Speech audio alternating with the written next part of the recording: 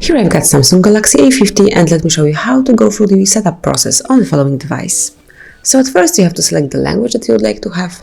In my case it will be English UK, so it's here, and then tap on OK. Then click on the next icon and now you can insert a SIM card if you have one. I will do it later, so I will skip it. You can also connect your mobile to the network, so let me enable it, wait a short while and tap on next. Then you have to come along with the privacy policy and other documents. You can come along with them just by clicking, then you can read them. And once you come along with all of them, you can click I have read and agree to all of the above and click on next. Now you can bring your old data for quicker startup, but I will skip it for now. And now you can connect to your Wi-Fi. So in my case it's HardReset.Info. And then click on next. Give your device a few seconds to check all the updates. And now you can log in with your Google account if you have one. If you don't have one, you can create a new one, or obviously you can skip this step, but I will log in with mine, so it's HardReset.Info.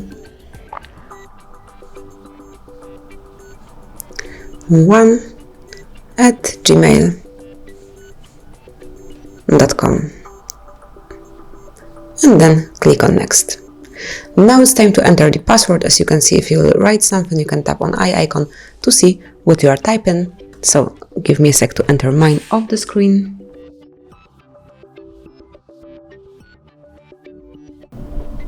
And then click on next.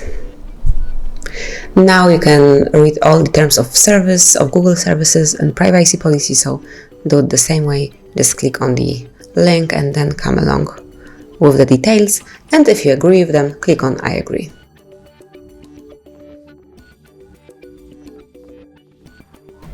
And you can also choose a backup to restore, but I don't want to do it now.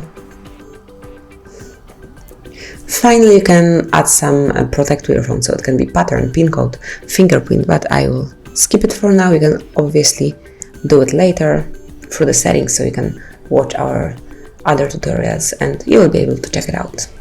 Then continue. And now just select the Google services that you would like to have. I will switch off the backup and then click on accept.